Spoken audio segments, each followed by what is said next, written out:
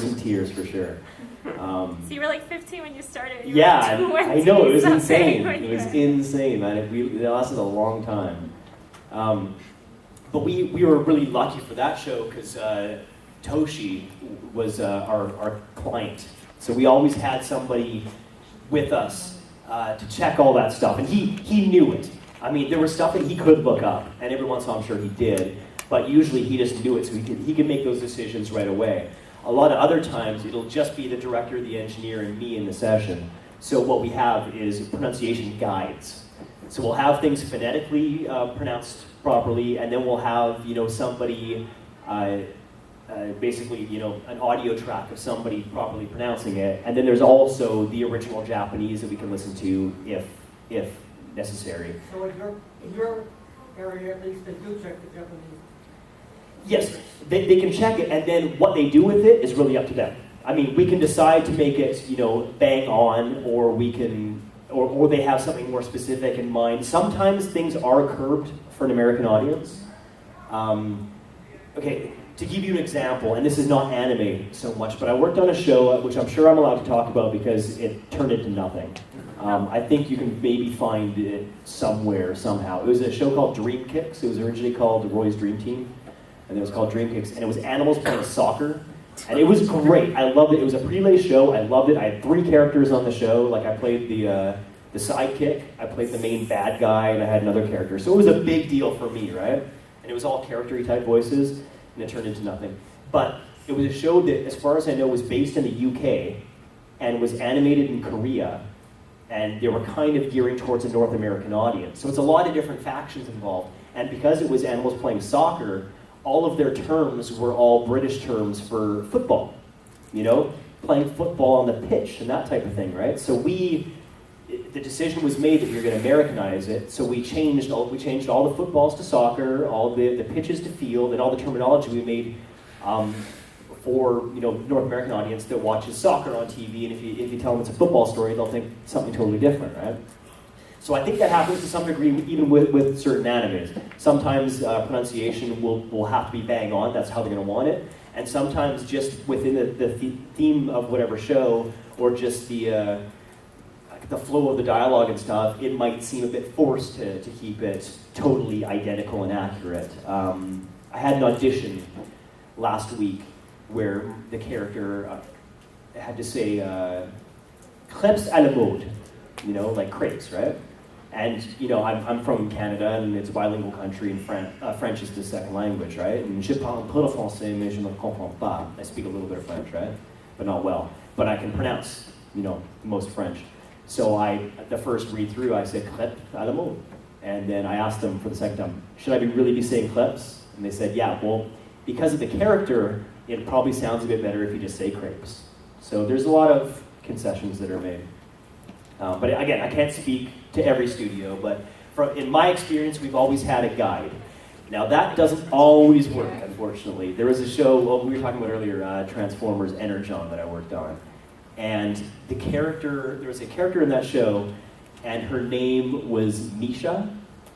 And for the first few episodes, every script had it spelt different, and we didn't have a proper pronunciation guide for it.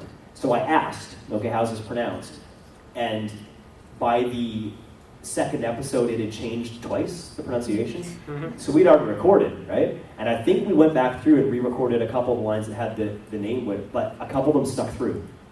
So you hear, like, in the beginning of Transformers, you hear me calling her, like, Micah or Mika or something like that, and then it turns, the next episode I'm calling her Misha. So sometimes things will, fumble their way through the editing process.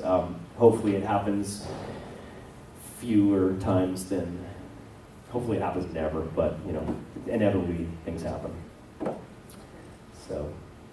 Yeah. We're way over time, but if you guys are cool hanging out, man, we'll do a couple more questions and stuff. Yeah, if you guys still got questions, we'll hang. Do you know if there's an age limit to doing voice actors? An age limit to voice acting? Yeah, I'm about to expire, unfortunately, so who wants my job? No, that's also one, it's a good question. There's one of many things, like I said before, that I love about voice acting versus on-camera stuff. It's not age-specific, it's not sex-specific, it's not race-specific. It's not clothing and class specific. I can show up in my pajamas. And if I do a good job, they're gonna hire me, as long as I don't smell too bad. Although even for anime stuff, it's you alone in the booth. I would just feel bad for the person that's going to the booth after you. But yeah, I mean, if you can do the job, doesn't matter what you look like. One thing that I will say is important is your attitude. If you have a good attitude and you're good to work with, good people are going to want to work with you. If you're snotty, if you're snobbish, if you're standoffish, if you have an ego involved, people, they may work with you once because they've already cast you, they didn't know any better, but they're probably not going to want to work with you again. I mean, a good chunk of the jobs that I've got, particularly recently, because things have been a bit slow for me recently, most of the jobs that I got have been based on reputation, which is incredible. You know, people that have worked with me before, and so, you know, I've got a couple gigs that I haven't auditioned for because they know me enough, I've worked on enough of the shows with them. And they're like, oh, let's just bring Brad in for it. I'm like, awesome, that's really the way to get work because you know you're doing something right when people want to bring you back in and work with you. And another thing that I really love about the anime versus the American cartoons is because there's fewer people there at one time. You don't have an entire cast. You don't generally have a bunch of producers and clients and things with you. Maybe for the first couple episodes, then they kind of leave you to your devices. So there's usually only a director, an engineer, and myself in the session at one time. So we really bounce ideas off each other. And there's a lot of rewriting involved. We have great writers most of the times, but sometimes things just don't work. Like how a writer is performing a line in their head as they're writing just doesn't match flaps when it comes out of my mouth, right? So we do a lot of little tweaks and rewrites and things like that. And you do feel like it becomes a very collaborative process when you're producing these shows. So when you have a good rapport that way in working with the people that are actually doing all the hard work by making it, you know, continuity-wise, making everything fit, and you know, doing the engineering and all that kind of stuff. If you build up a really comfortable rapport with them, then it makes for an amazing working environment. And they know your strengths, they know your weaknesses, and you know, together you find ways to kind of work through all that stuff. It's good times. Yeah. Okay, little lull in questions. So I'm going to list off some other shows because I want to see if you've heard of any of these. What did we talk about? Dragon Ball Z. Hikaru no Go? Yeah. Oh my god. Okay, cool. Awesome show. I played Sai in that. Kimba the White Lion. Yeah. You know Kimba? That was cool, man. That was Kimba. For those of you who don't know Kimba the White Lion, I'll give you a quick little recap of the entire series as far as Kimba goes. Okay, here we go. Ready? That's Kimba running through the forest. Does it a lot. And then he stops, goes, Panja's Forest. There we go. Now you've seen, he brags about Panja's Forest and runs through the forest. And that's Kimba the White Lion. Dragon Drive. Yeah? Okay, a couple. See, that's a show that I thought really should have been on TV. It would have been awesome on TV. It's dragons. You know, it's kids and dragons. It was awesome. And my dragon was so cute. Chibi. Chibi. So cute. Infinite Revias. Okay, yeah. That's a self-contained little series. It's an easy one to get through. Yeah, I played Koji in that one.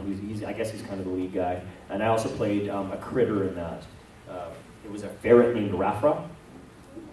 And he was very draining performance-wise. He sounded like this. Thank you. Okay. I wouldn't give you grief if you clap for that anyway. So, okay, Tokyo Underground. Anybody see that? Okay, I laugh because the writing on that show was good, but we called it for a time. We called it. It's called Tokyo Underground. We called it Totally Underwritten. We had to fill in a lot of stuff because some of it was underwritten for a time until we all kind of, you know, came on board with the pacing of that show. So it's funny to me, not to you, whatever.